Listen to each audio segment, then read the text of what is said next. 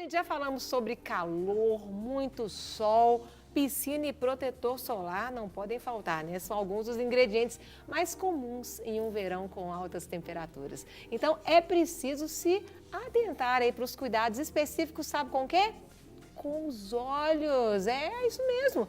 E assim prevenir alergias, irritações e até danos à saúde ocular. E para tirar todas as dúvidas, eu recebo aqui o doutor oftalmologista Luiz Carlos Molinari. Estávamos aqui batendo um papo e eu frequento a clínica dele. Descobri agora. Ótimo. E a partir de agora eu vou estar consultando com o senhor, viu? Com prazer. Seja muito bem-vindo. Obrigado. Doutor, muito à vontade. Esse período de verão é mais prejudicial para a nossa visão? Existem algumas doenças que causam ou são mais ocasionadas devido ao verão? Explica pra gente.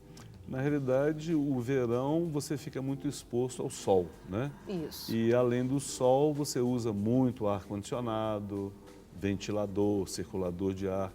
E você, ao nadar, você pode, se for na piscina, você tem, por exemplo, o cloro. Isso. E os contaminantes outros, né? Aí você leva a mão, você se coça. E além disso tem o computador, que a gente também não para nunca, verão, inverno, né?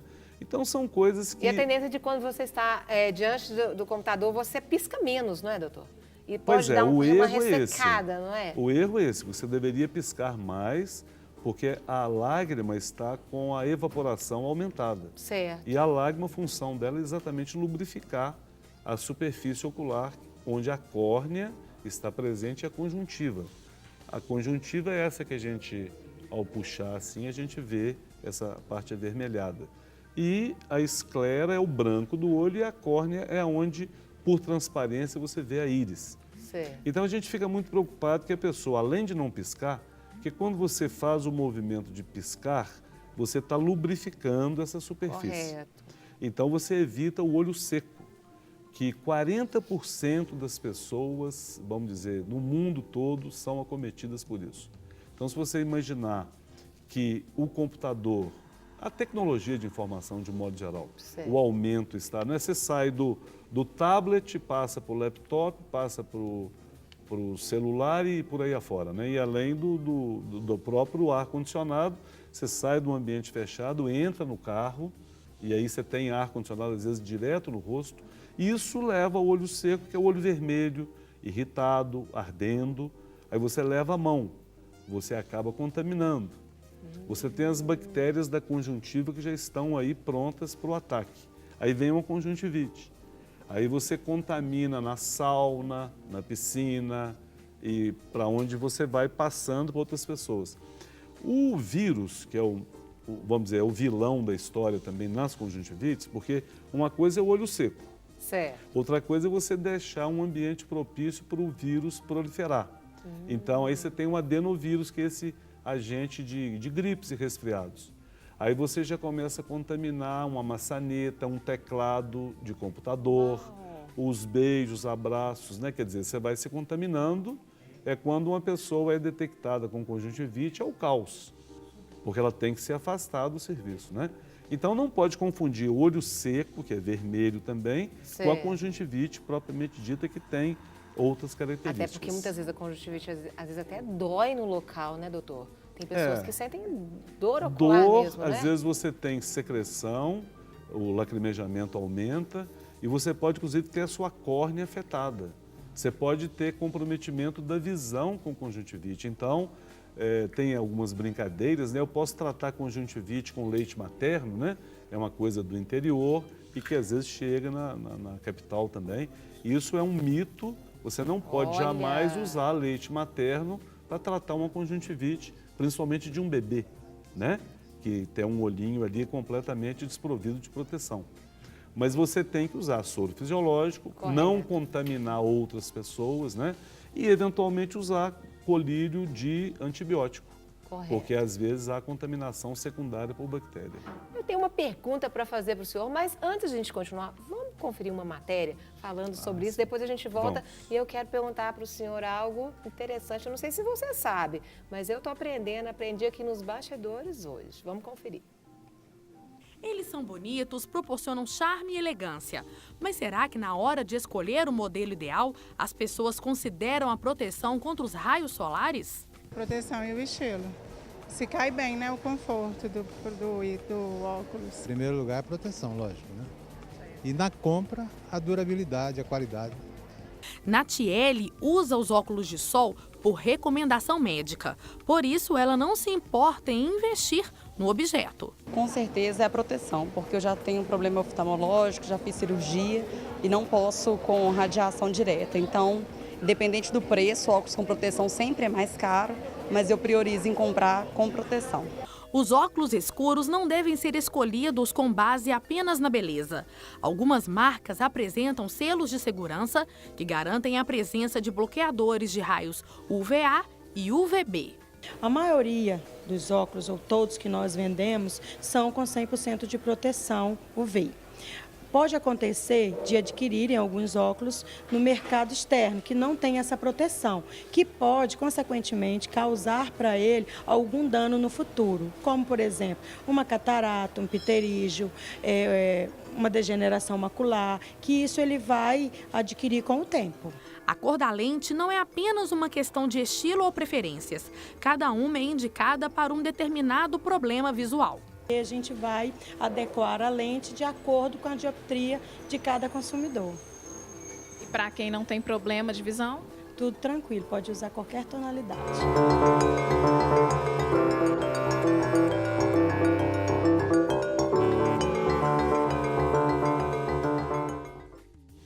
Doutor Luiz Carlos, Muito bem. isso é algo real, porque hoje existem tantos óculos baratinhos por aí, que às vezes é uma tentação você não comprar e abrir mão de uma proteção muito séria, não é?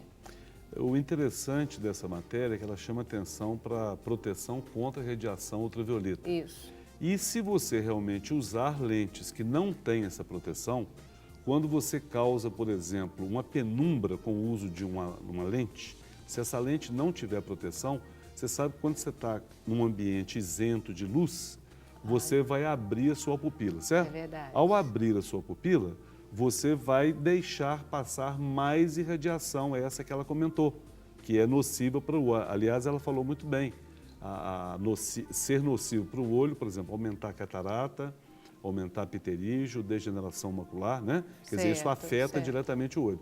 Então, quando você cria uma penumbra e não protege, vai entrar mais irradiação dentro do seu olho, aumentando essas patologias oculares. Então você tem, ou é melhor, uma vez me perguntaram, então é melhor não utilizar lentes escuras se não houver proteção. Sim, é melhor. Olha, porque que você vai ficar sem os óculos, a sua pupila está fechada, porque você está fechando contra a luz.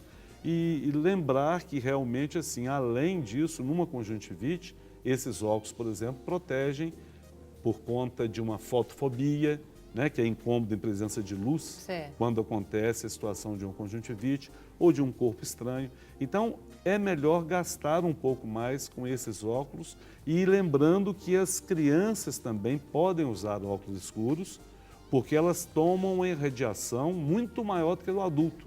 Elas recebem muito mais sol desde que nascem. Tem o banhozinho de sol, depois a criança está no pátio brincando, está na escola. Fica mais exposta. Sabe-se que até os 18 anos de idade, a pessoa recebe 80% do sol que ela recebe ao longo da vida toda. Uau! Então, até os 18 é importante você fazer essa proteção. E aí eu pergunto para o senhor, a pergunta que não quer calar, doutor Luiz. A partir de qual idade que nós temos que cuidar, zelar da nossa visão? Todo mundo pensa que é ou na infância ou na adolescência, né?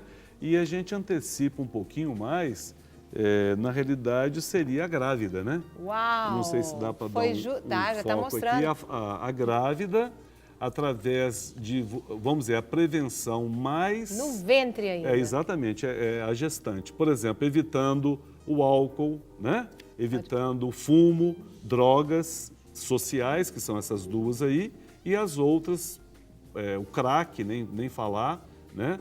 A maconha, as anfetaminas, tudo isso entra em toda a circulação do feto. Certo. E você vai ter uma série de malformações no olho provenientes dessas drogas. Uma outra coisa são as doenças infecciosas, que você também, por exemplo, sífilis, toxoplasmose, essa mãe se cuidando, ela vai evitar a cegueira do bebê. E hoje nós temos, aqui em Minas, de 2006 para cá, a lei do teste do olhinho, em que você leva o seu bebê ou na própria maternidade, ou até os 3 meses, seria interessante que você fizesse isso, para que você jogue uma luz exatamente no olho do bebê, para que esse reflexo vermelhinho que a gente vê seja indicativo de que ele não tem problemas, por exemplo, uma catarata, um glaucoma, um tumor na retina, né? Então, essa teste do reflexo vermelho ou teste do olhinho é muito importante para que a gente faça esse investimento no bebê, que vai ser o futuro adulto. Agora, lembrando, todo mundo pergunta, qual o momento de se fazer o exame oftalmológico? Aos 4 anos. Aí você pode falar para os pais... Caso o bebê não tenha nada, né? Se a criança não tiver queixa nenhuma, com 4 aninhos eles já sabem informar muito bem e você vai poder detectar uma hipermetropia, uma miopia, um astigmatismo. 4 anos. E o bebê, tipo assim, normalmente, muitos têm um pouquinho de estrabismo. Estrabismo. E até qual idade que você pode ter certeza se é normal ou não? Até doutor? o 6º mês, a criança não usa os 2 olhos simultaneamente. Ela olha ora com o olho direito, ora com o olho esquerdo. Depois dos 6 meses, ela junta as imagens. A partir daí, se houver olho torto, ela estará forçosamente usando um olho só, esquecendo de formar a imagem com o outro. Aí é o momento de você levar ao oftalmologista. Porque a maioria das vezes é o falso estrabismo. A criança não tem o estrabismo real. Entendi. Então não há preocupação. Aí você tem que fazer aquele tampão e o uso dos óculos.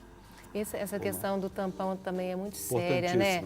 Eu tenho amigas que os filhinhos têm, mas às vezes ela já compartilhou comigo, tipo, a maior dificuldade sou eu colocar o tampão, ou às vezes porque ele reclama, ou às vezes porque acaba esquecendo. Pois é, a gente ao invés de ficar com peninha, né, que a gente fica com pena da criança, primeiro que você vai ter pena depois dos 7, 8 anos, que já não tem mais o que se fazer.